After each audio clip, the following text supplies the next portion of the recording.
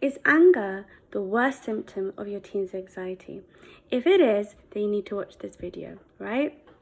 Now, I put out a post a couple of weeks ago, a couple of days ago, about, tell me about your teen's worst symptom. What's their worst symptom of anxiety? Because there's a range, right? And what's the one that really, you feel like you just can't deal with? It really gets the best of you. And the answer that I got, the majority of the answer was anger.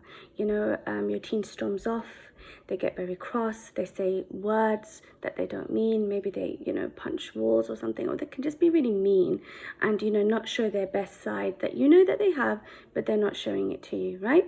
So if that's the case, then what I want to do is just explain to you a little bit about what anger is. Anger is actually a secondary emotion. It's not the primary emotion. So in other words, it kind of like masks what the teen is feeling underneath. Okay, so dear mom, you may not know that, and I'm just trying to like peel away some layers and clear up some misconceptions for you. So most of the time, the anger is not about you. All right, so don't take it personally. It's about them, and usually it's something that they are feeling underneath. So either it's pain or hurt, or it's a secondary feeling or belief that they have about themselves, and they don't know how to process that. They don't know how to process those feelings. So then what they do is they just lash out, and it just manifests itself as anger. And most of the time, unfortunately, but as a mom, and if you're a professional busy mom, that most of the time you never get an opportunity to dig deep, and you're kind of like met with this like big barrage of anger. And what do? Either you don't react, which would be great, and just pause and take some time and try to think, okay, what's really going on here? What is causing this anger? Because like I said, anger is a secondary emotion. It's not the primary. It's what lies beneath.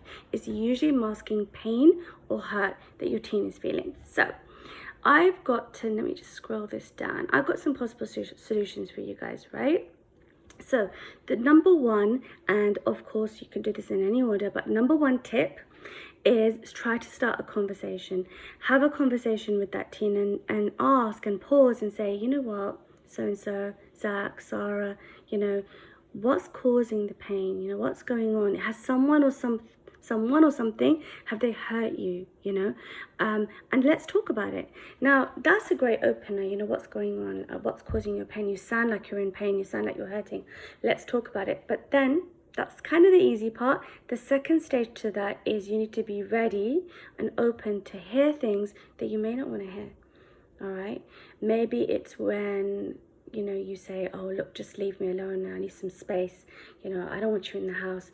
Maybe it was something that you did or didn't do, or someone else in their life as a caregiver or, authority role like a teacher or whatever. Someone said something and, it meant this to them. They interpreted it to mean this. You're always busy, but you're not busy for so-and-so. You're always busy, but you're always on your phone.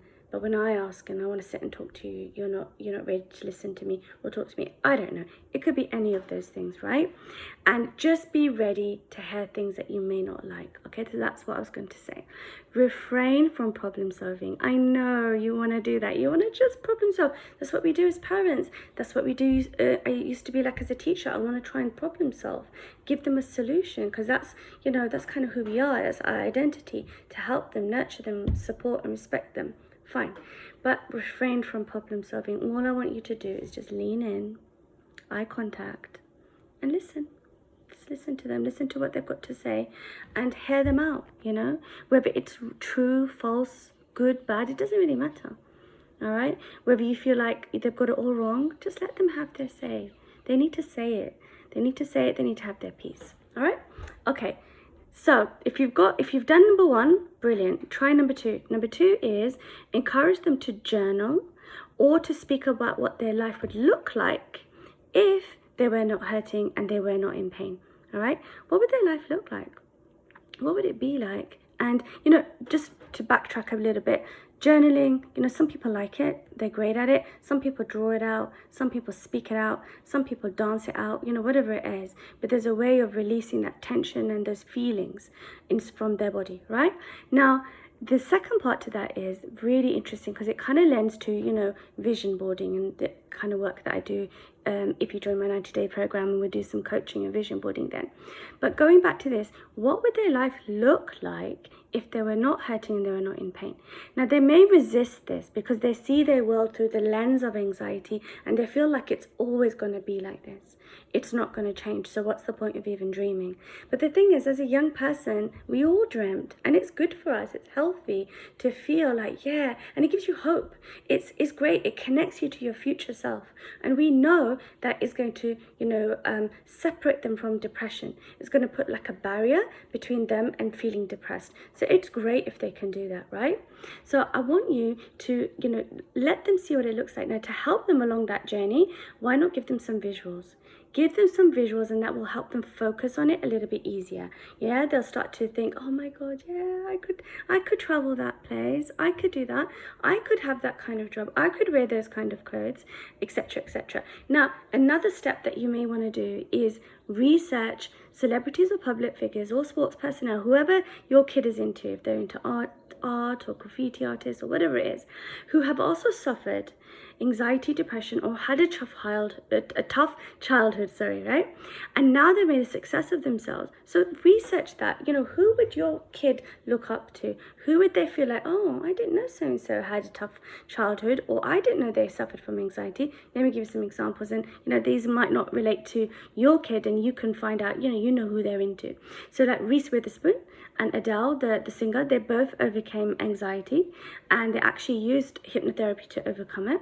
We've got J.K. Rowling, the author. Michael Jordan overcame adversity, and they're all hugely successful. So you don't know which role model or which celebrity or sports personality is going to resonate with your teen. So go for it, do a little bit of research.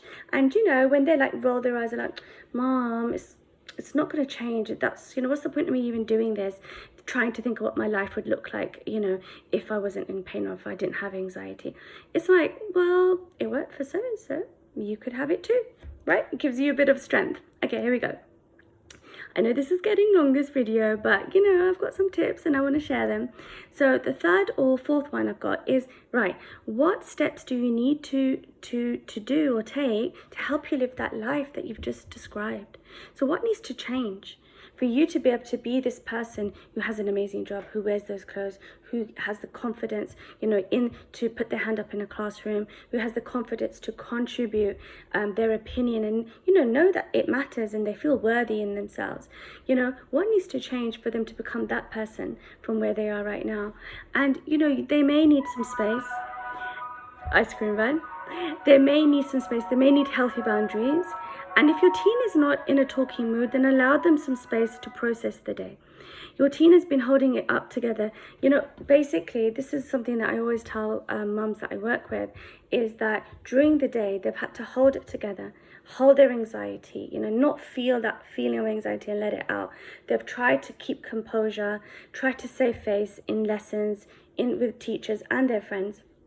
And then as soon as you pick them up or they, come home, they just want to let it go. They just want to decompress, let down the guard, be themselves. And obviously they've got all that tension and all that anxiety. Where is it?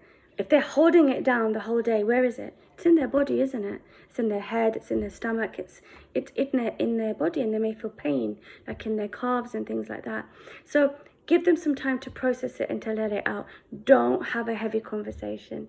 Just keep it light. Keep it really light. And if you want, just give them space, and then they'll come to you when they're ready to talk, right?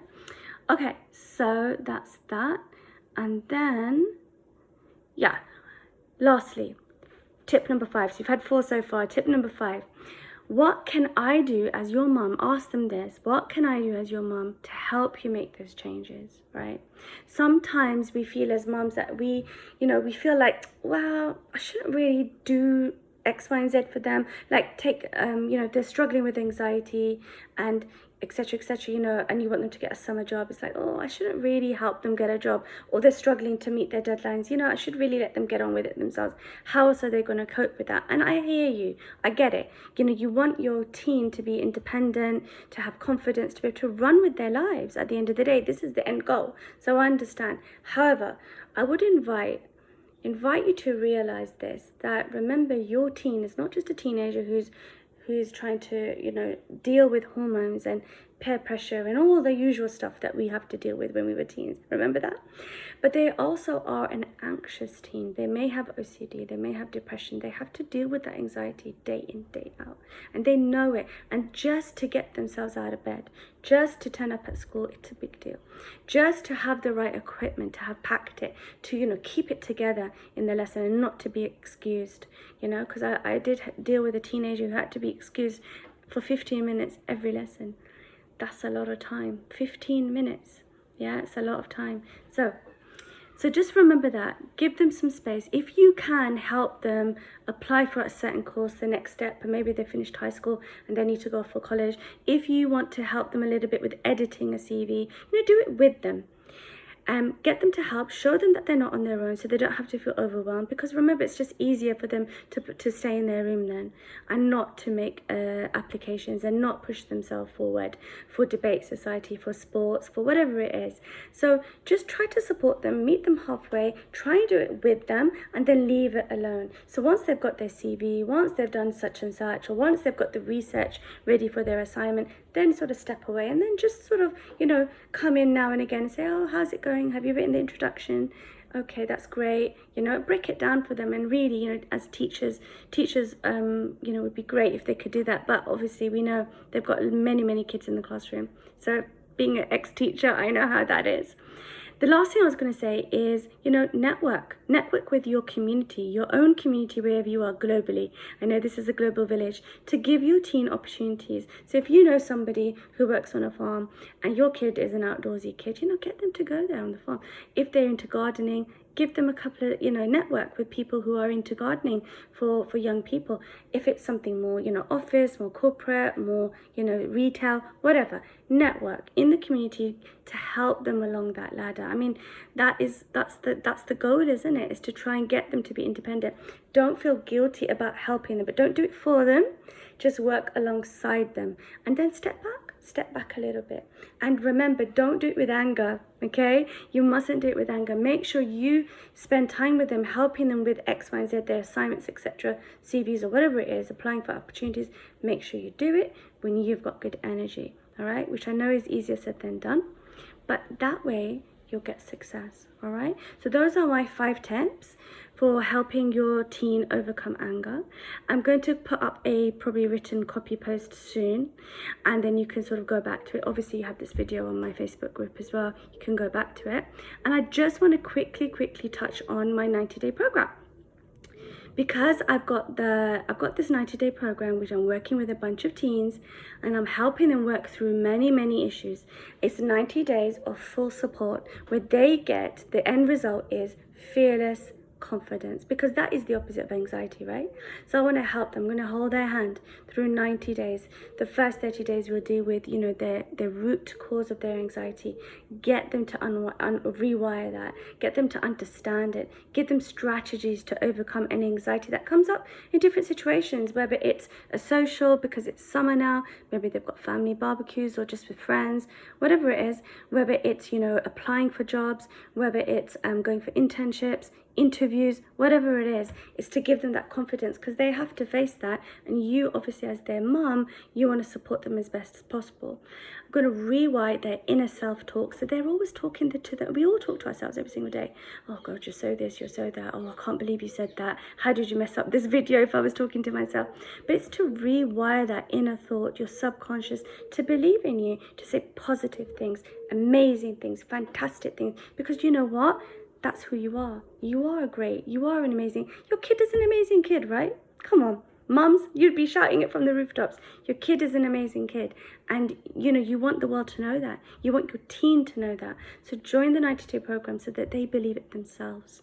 They will have fearless confidence in the classroom. They will fulfill their potential, apply for positions of responsibility. So imagine your teen having fantastic prospects at university and college, and of course, applying for jobs.